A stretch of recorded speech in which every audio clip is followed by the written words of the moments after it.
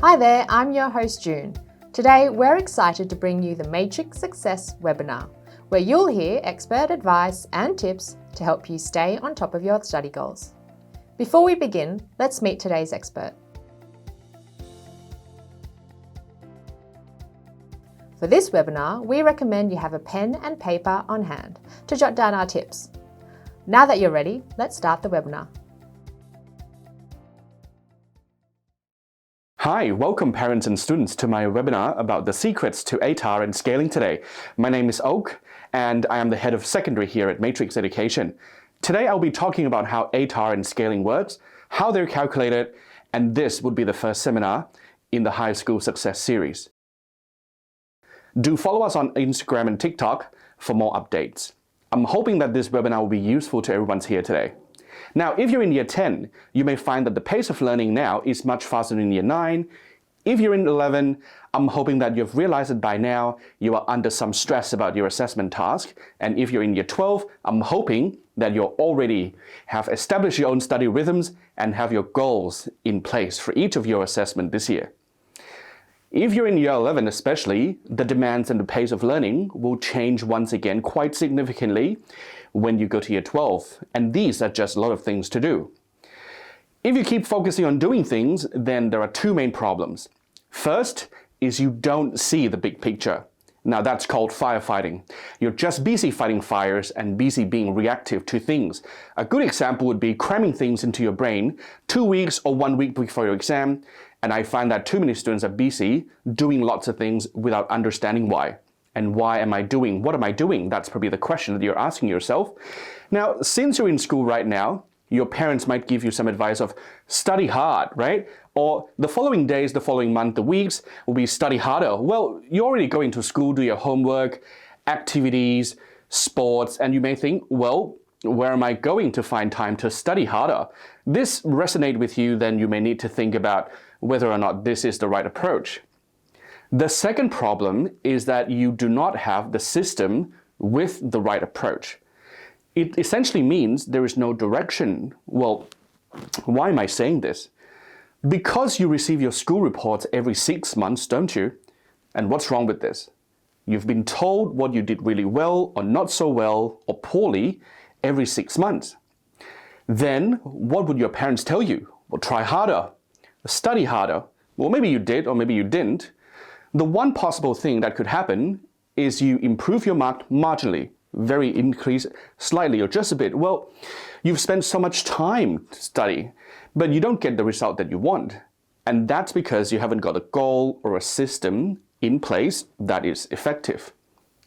There is a saying that the faster you run, the further you have to see. Well, that's interesting because as the pace of learning gets faster and more intense, you need to be able to tell yourself not once every 6 months, just like your school report, but once every month, or perhaps once every quarter, whether you're on the right track or not. Now, if you're not measuring your progress, then you may find yourself deviating away from the results that you want. So by the time that you realize, then it may just be too late. Well, which is a problem that most students are facing. You need a simple system that is easy to track. So today I'm going to talk about ATAR and scaling. You would get a lot of information from today's talk. Your job is to turn this into an action. We're talking about actionable advice and how can I use this advice to change the way I approach my study, how can I be more effective, and how do I study overall? It is the purpose of this presentation. So the first question you have to ask yourself is, do you have a goal or a system to measure your progress at school? Well, if you don't, I'm hoping by the end of this week, next weekend, you would have come up with a meaningful and a simple to use system to track your progress. Now, the best way to start this off is to understand what do the top 1% of the students do differently. Well, top 1% means 99 plus ATAR. Well, if you know someone who's an ATAR of 99 plus, that means you know someone who is the top 1% of the state. I've come across many of these students, and when I work very closely with them, I saw one or two common denominators, two things that stand out. Number one, they always think about who they want to be. And number two, they build effective habits that eventually becomes a routine. It's actually a very difficult thing to do, and if you're trying to change one large habit at a time. But have you heard of the book, Atomic Habits? Make small changes. So I thought the best way to convince you to, say, consider a new way of doing things is showcasing the characteristics of top 1% of the students that I work with and what they do differently. Something for you to think about. So do take note. Number one, they are very goal-oriented. They know exactly who they want to be and they know what they want. So start by asking yourself that question. They have very clear goals. So if you really want to define this clearly, it's really easy to shape who you are. It gives you a meaning of what you're working towards. Number two, they are disciplined. What does it mean? Well, they always get things done on time, every time, no matter what. They always get things done. Not just one time, not just twice, every time. In my experience working with students, I generally find that people who are disciplined are able to start something and then always finish it on time. Do you have what it takes to get things done on time? Not just one time, but every single time. Number three, well, this is probably the most difficult one. We call it a time management. Now, once you figure out what you want and who you want to be, then you develop a plan. A plan will have a long list of tasks for you to complete on a week-to-week basis, perhaps. And then you may think, oh my, there is so much stuff to do. Once this happened, they really are concerned about how little time they have. It creates a sense of urgency. Then, once you feel the sense of urgency, you're able to naturally remove distractions. You will start saying no to things. You will start saying no to people. You will stop wasting your time hanging out with your friends pointlessly or stop doing things that do not add any values to you.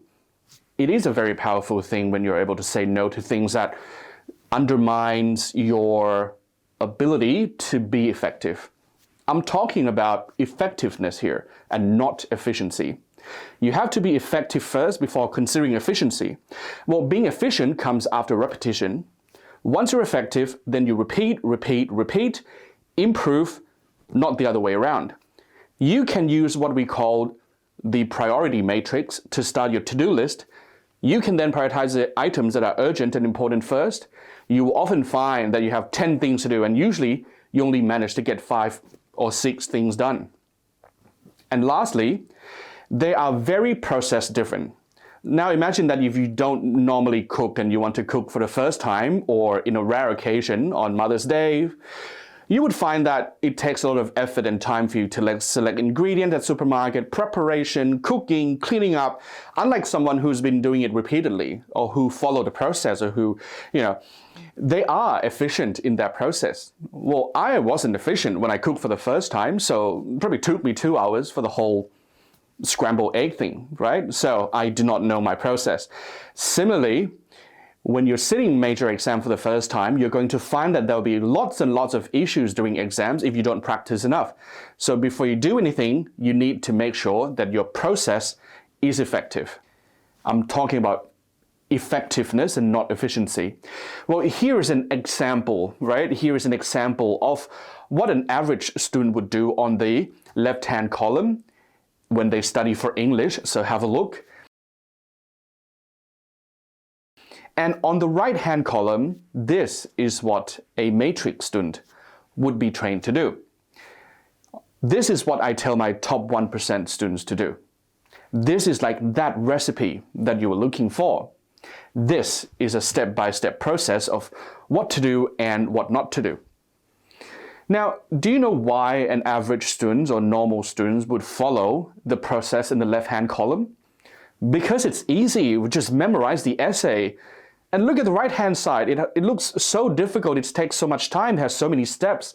It takes minimum 4 weeks to go through everything. But if you only have 3 weeks to prepare for your assessment task, how do you get this done? Now, unless you start ahead, how can you complete a 4-week process within 2 to 3 weeks unless you've done it 100 times? So when you're in year 12, your notice of assessment would come, say, 2 weeks before your assessment as a minimum.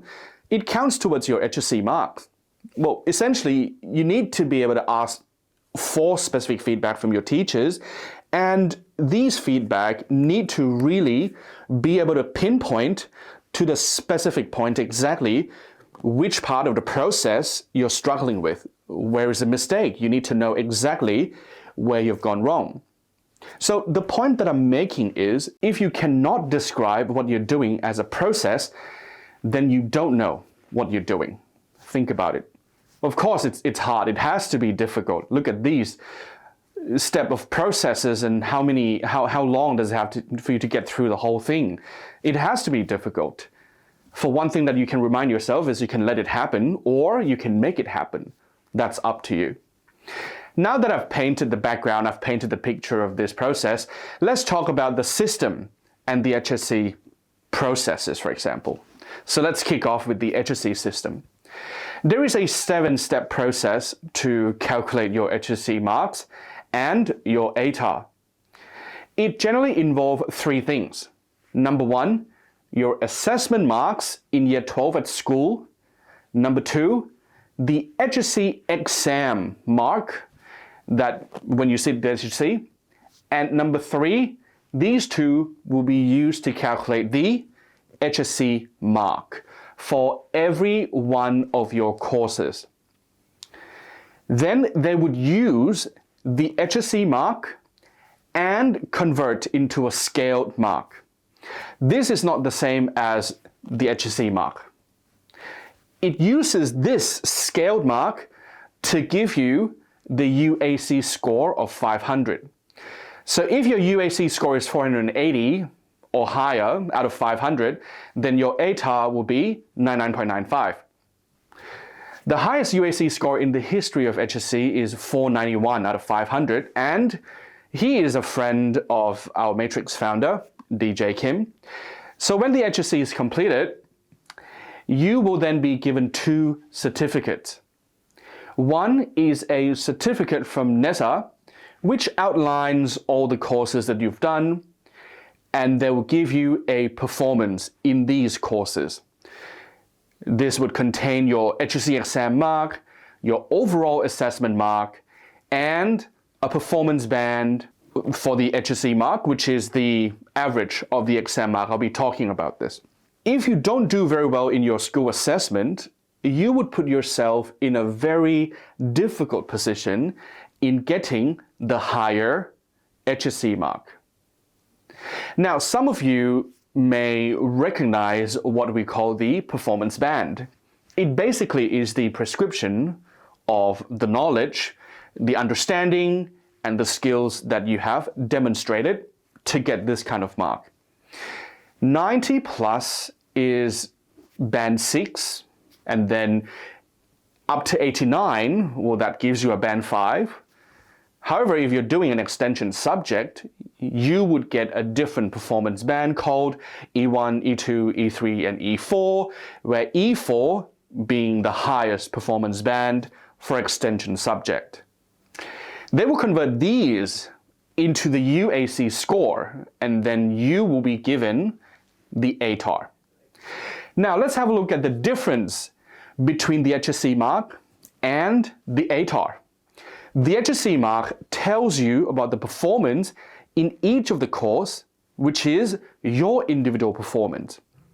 The ATAR, on the other hand, is your rank against everyone. Now, I want to bring your attention to how the HSC mark is calculated.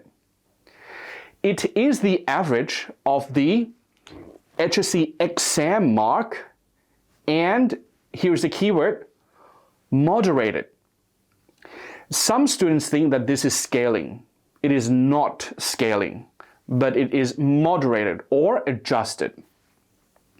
So let's now talk about the ATAR eligibility. Well, in order for you to be eligible for an ATAR, you need to meet the following criteria. You need 8 units of Category A courses, which are the courses developed by the board. And then Category B courses, on the other hand, are like accounting, where you can do it externally. You need 2 units of English and then 3 subjects with 2 units each. However, they want to make sure that you do 4 subjects as a minimum.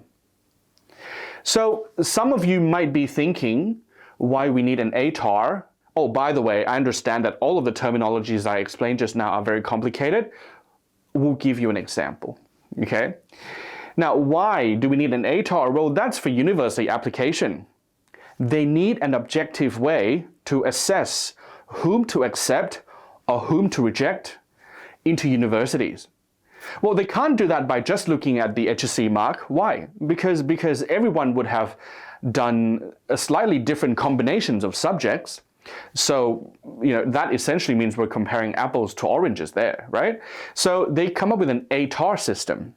So if you want to know about the ATAR requirements, you can go into the UAC website, and then you want to put in the course, and you'll be given these requirements. The movement of these numbers are just about plus minus 0.05 in the past many years anyway. So that would be a good indication where you can refer to. Now, let's understand why assessment marks, which are marks that you get at school, are adjusted. Depending on the school that you go to, you would find that they will assess their students differently. So if you go to a selective school, for example, you may decide to, or maybe the school decide to challenge you, right? Challenge the students by putting questions in the exams that are, say, relatively more difficult than other schools.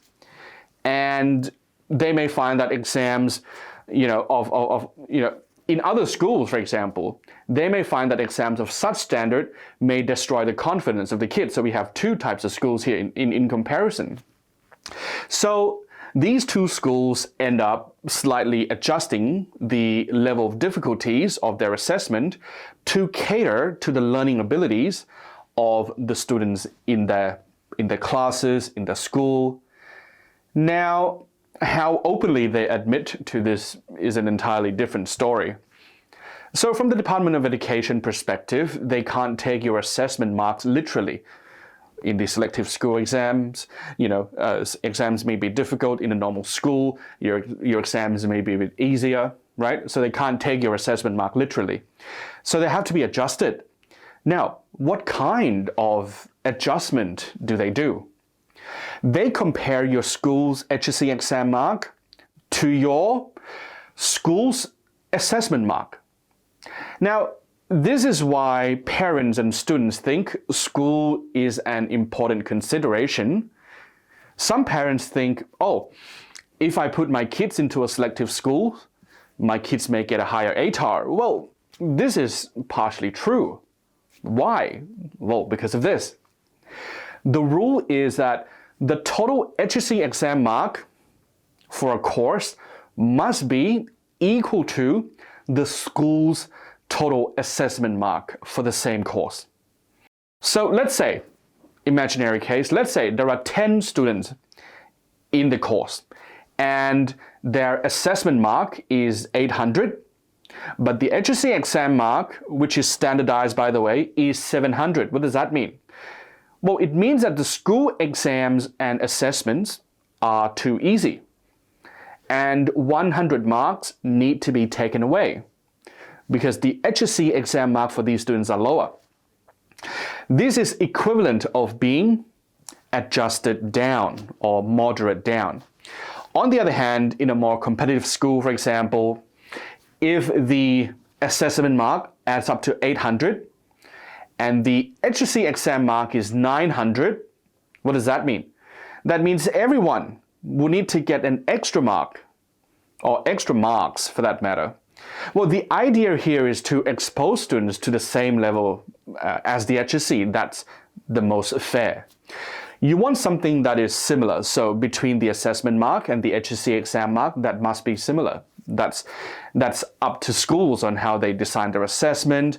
And so really good schools will have that balance between the assessment marks and the HSC marks. Now, how would the extra mark to give students or to be taken away calculated, or how is it assessed? Well, it depends on your rank. The indicator for the exam takers would be your rank. If you're in year 11, you would need to start figuring out, how do I go from rank 50 to rank number 1, for example, if that's your goal. If they don't give you a rank, well, you need to insist or find a creative way to ask your rank from your school. Why? Well, because the Department of Education uses the rank. ATAR is the rank. So it doesn't make sense for you not to know your school assessment mark, right? Or your rank, right? So try to find out the rank from your school, okay? Now, here are some scenarios here. Looking at the school assessment mark and the standardized English HSC exam mark. The first mark to use is obviously the HSC exam mark. And then the assessment mark is being considered using your rank. So your rank will dictate what your assessment mark is. Let's have a look at these 4 scenarios. I've put up some samples here.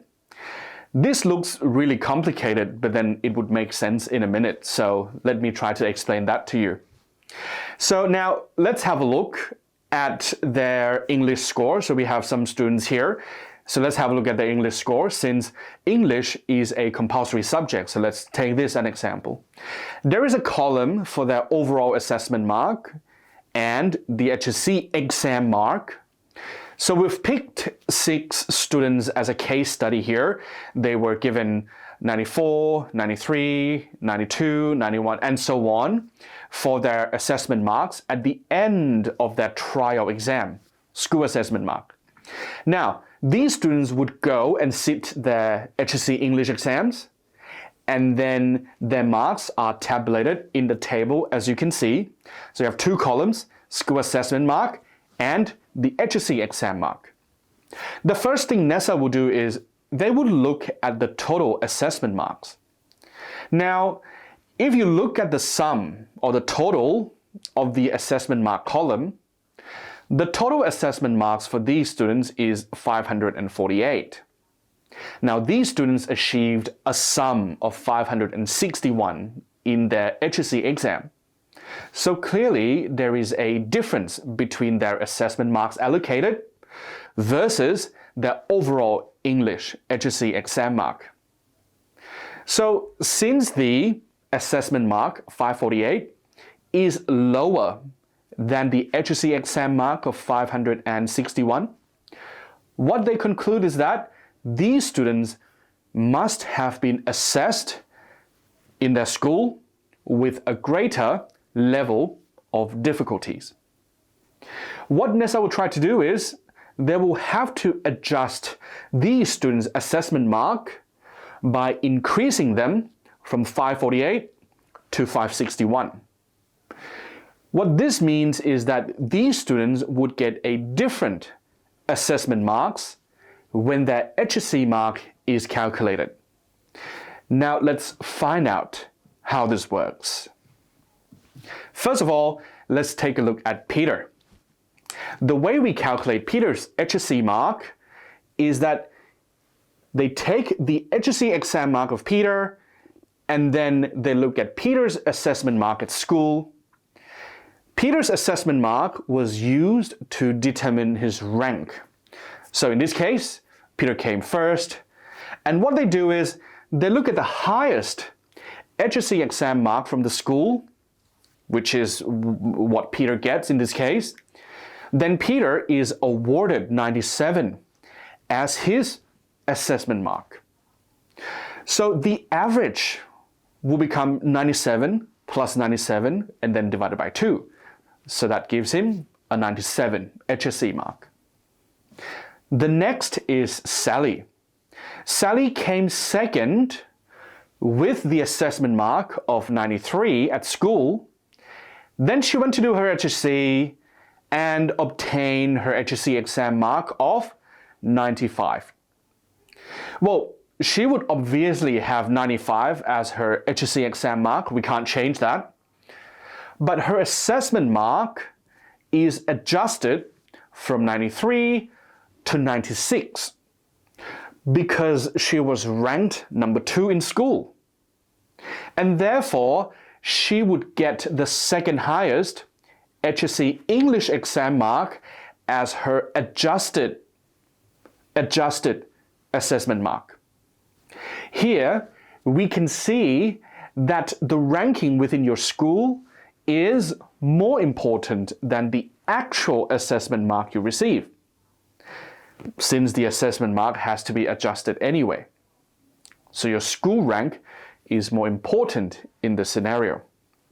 Now, if you look at the third example, which is, say, Mark, who came in 4th at school with the assessment mark of 91. Well, unfortunately, Mark didn't perform as well in the HSC exam, and he got an HSC exam mark of 86. Now, his assessment mark is the 4th highest of the HSC English exam mark, which happens to be 94, scored by Lisa.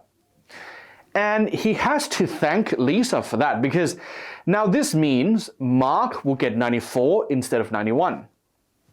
That is his adjusted overall assessment mark.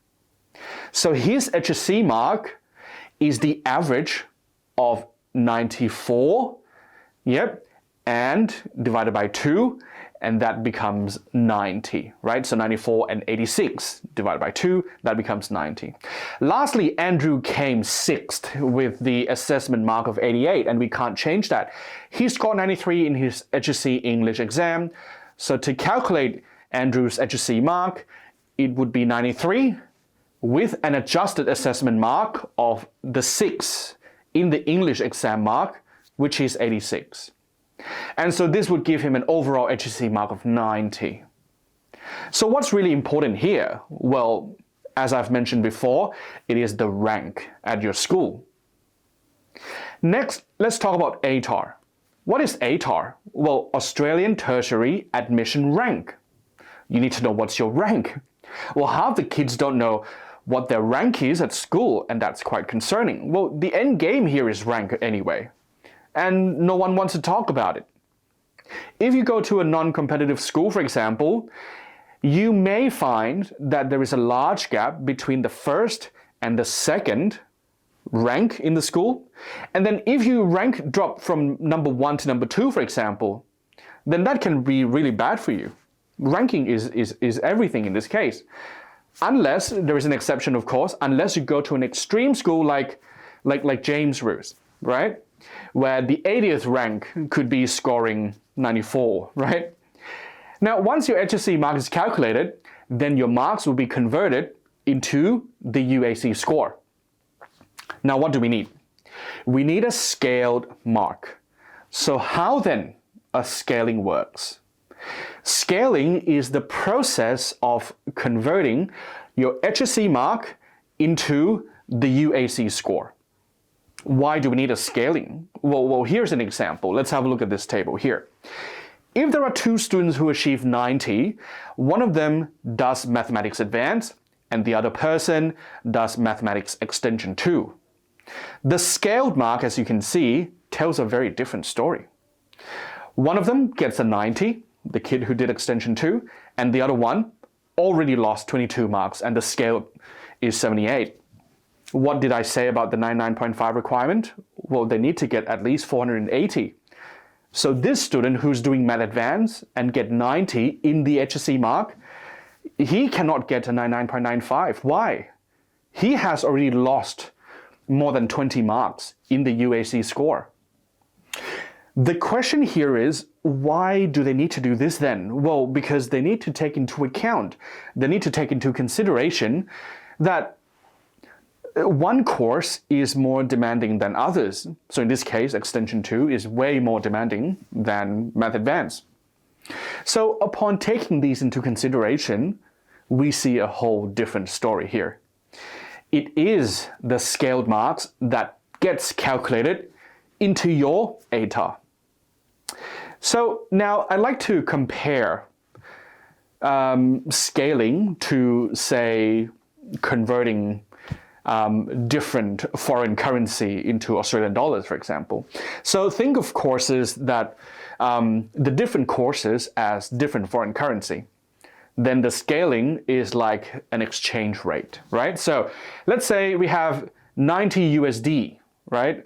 That means very differently to 90 Chinese yuan, for example. So the scaling is like the exchange rate in this case. So now let's take a look at a few scaling graphs that you can see here. I'm going to put a few here. You can find more on our Matrix website, so please check them out. Starting with English. On the vertical axis, you have a scaled mark out of 50. Now, you may ask question, why out of 50? Because when you compare all the courses fairly, we give a scaled mark out of 50 so that the 1 unit and the 2 unit courses can be compared to one another. And on the horizontal axis, or the x-axis, it's a percentile. And a percentile is your rank in the state.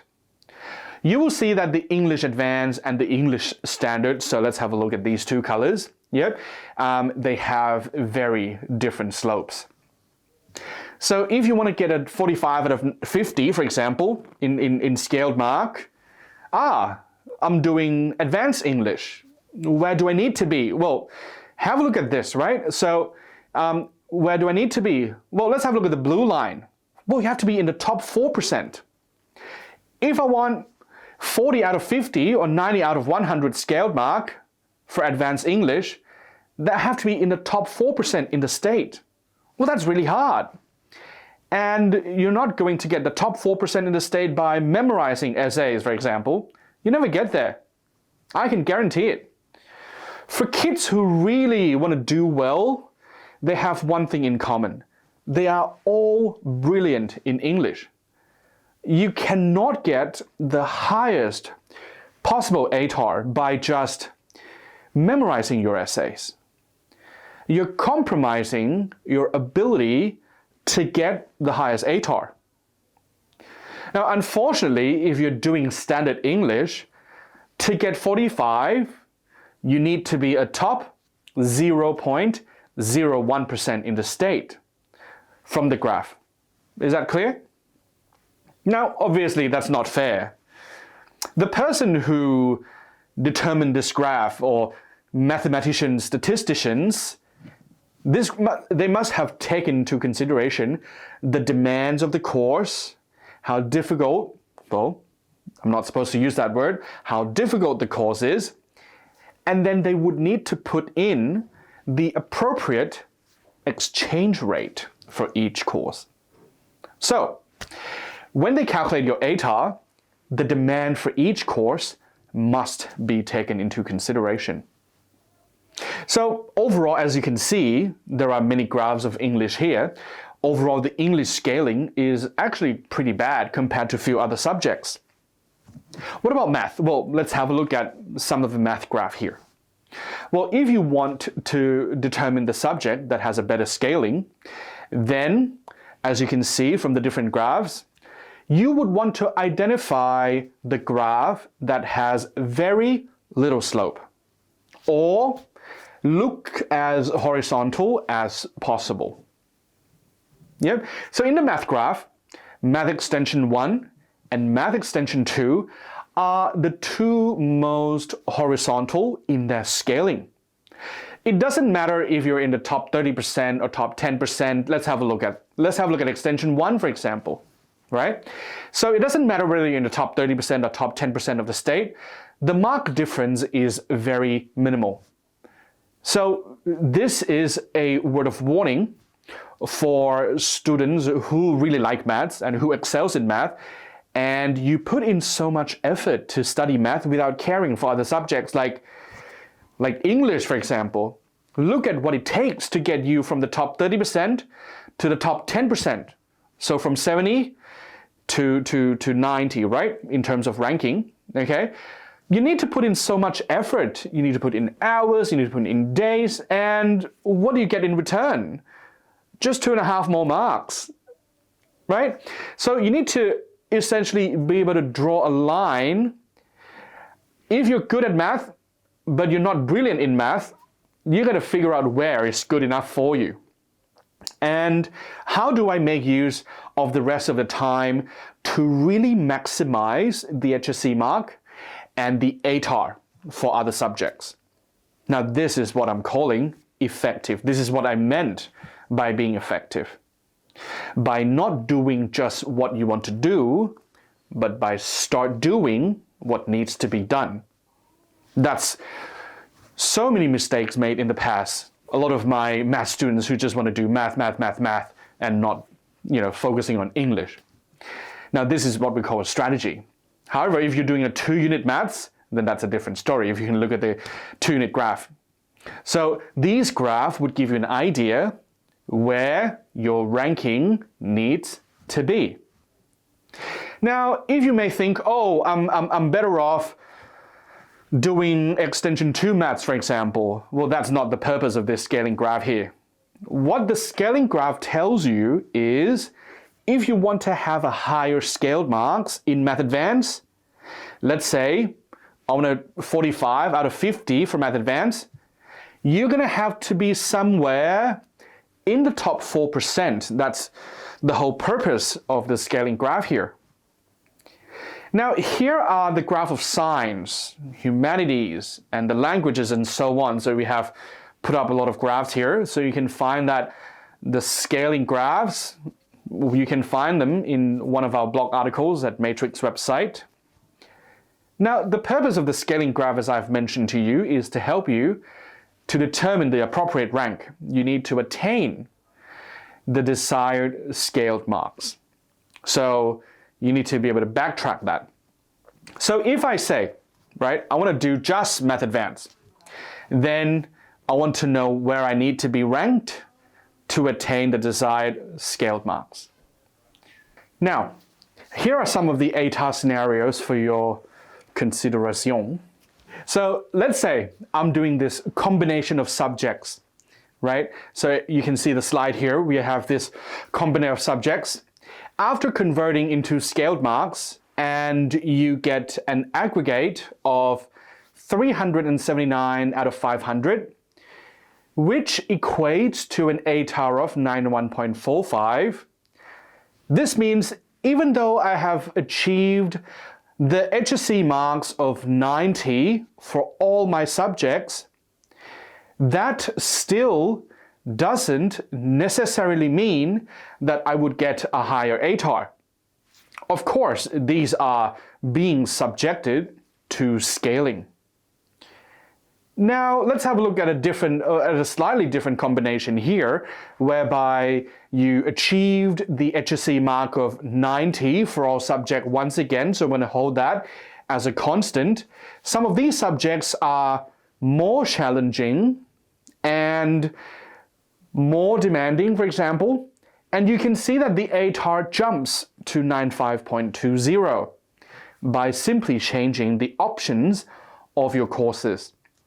So if you want the ATAR of 95 with the previous combination, the point is 90 is not enough.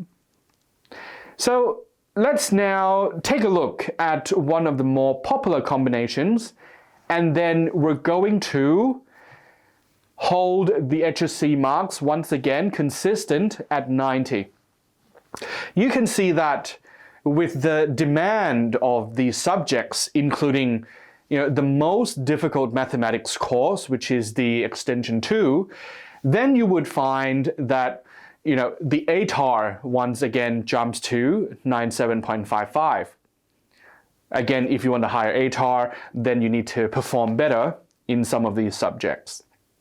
So the biggest takeaway from these examples is that you cannot simply just focus on getting band 6, but you need to be a bit more specific. The HSC marks is your target. Okay? Now, what then do they do with the scaled marks? They add them all up. Let's start first with English. So, regardless of how high or how low the scaled mark is, since English is a compulsory subject, they would need to use, or they would need to take the scaled mark of English. So then they'll look at the lower scaled mark and remove that, as this student is doing 12 units. So in this case, chemistry is removed because that's the subject that this student performed worst among all of the subjects that he's taking. So if this were my student,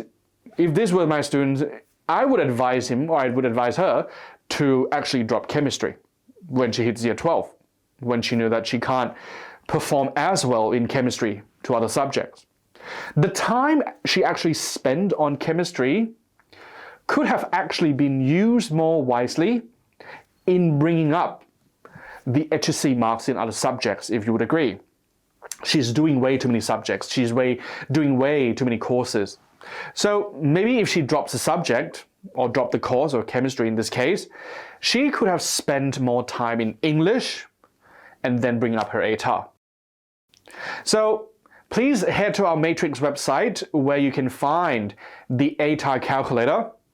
Start by putting in your target ATAR, and then it will show you exactly what you need to achieve in each of the subject to get the ATAR that you want. Or if you want to find out your current performance, what you can do is you can input your marks at the moment and see what would be the equivalent ATAR that would you achieve as of now. So this is the first part of the High School Success series, and that is all about the ATAR and scaling webinar for today. So after this webinar, we would be sending you a link that contains the ATAR calculator, as well as the seminar slides to your registered email.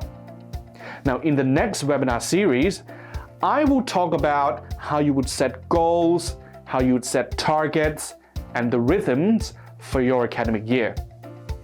I hope to see you then.